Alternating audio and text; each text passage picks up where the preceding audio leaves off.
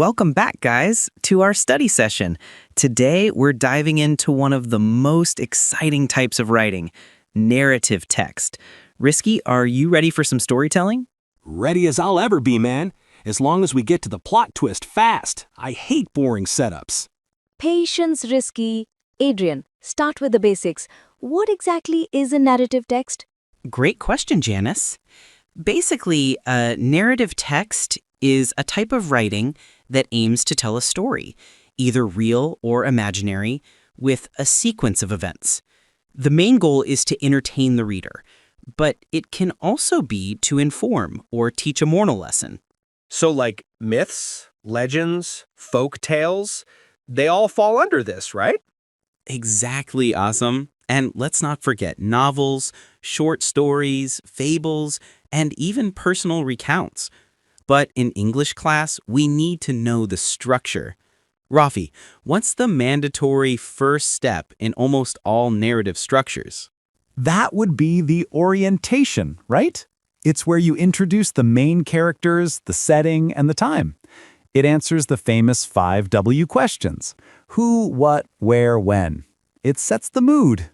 Yeah, the setting is crucial. Imagine reading a horror story without knowing it's in a spooky abandoned castle with cobwebs everywhere. Boring. Perfect. And after we've introduced everything, what happens next? What makes the story move? Janice? The core of the story is the complication or rising action. This is where the conflict starts. The main character faces a problem that needs to be solved. If there's no problem, there's no story. The complication is just the start. The best part is when the tension builds up and reaches its peak, the climax. That one big moment of decision or confrontation. Absolutely. The climax is the turning point. Think about Harry Potter confronting Voldemort or Frodo standing on Mount Doom. Everything before that scene leads up to it, and everything after flows from it. It reveals the character's true nature. In classic epics, the climax is usually the massive battle or the ultimate test of the hero's courage. The conflict can be internal, man versus self, or external, man versus man versus nature, man versus society. Excellent point, Azam. And the conflict is what drives the theme. Now, Rakus, let's talk about a character element that's often introduced during the rising action.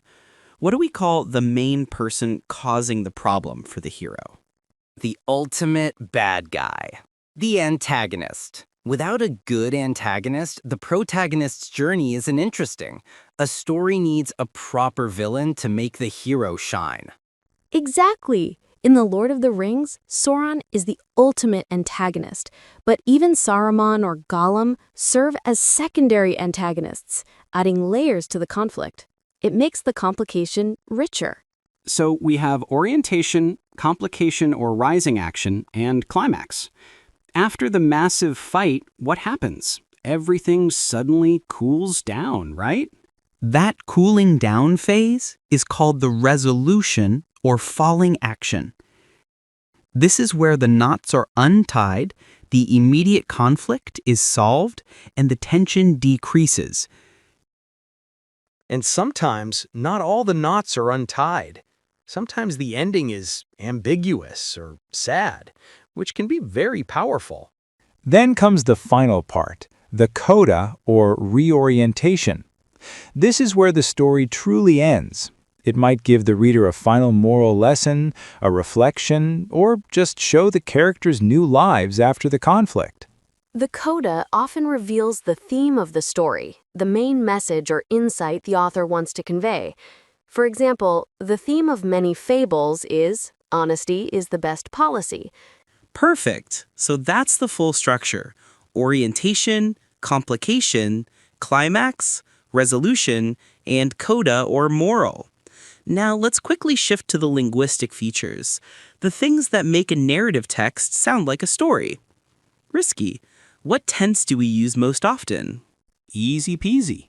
Since it's about things that already happened, we use the simple past tense most often. But not just that. We use descriptive language, right? Adjectives and adverbs to paint a picture. We also use time connectives to show the sequence of events. And often, to make the dialogue more dramatic, authors use direct speech and reporting verbs other than said. "I will never surrender," he exclaimed. "That's a lie," she whispered menacingly. Fantastic summary, team. Let's put it all together. Imagine the simple story about a lost hiker, the Trail of Silence. Orientation. One sunny morning, a cheerful hiker named Alara began her trek through the vast, quiet woods. Complication. However, by noon, she realized she had lost her map and the trail markings vanished. Climax. After hours of panic, she heard a strange howl and had to choose between climbing a treacherous cliff or facing the unseen creature. What happens next, Risky? She bravely climbs the cliff, but halfway up, the creature is revealed. It's just a friendly, lonely wolf trying to guide her. Plot twist! That leads to the resolution. The wolf guides her to a small hidden village where the people warmly welcome her. And the coda could be, Alara returned home, realizing that fear often blinds us to potential friends, and the most dangerous paths sometimes lead to the kindest discoveries. And notice all the past tense and descriptive words we used. That's the narrative text in action. Perfect. You see, narrative text isn't just about reading stories.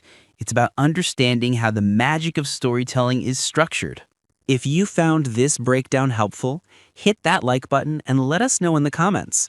What is your favorite type of narrative text? Myth, fable, or short story? And don't forget to subscribe for more study sessions. See you next time.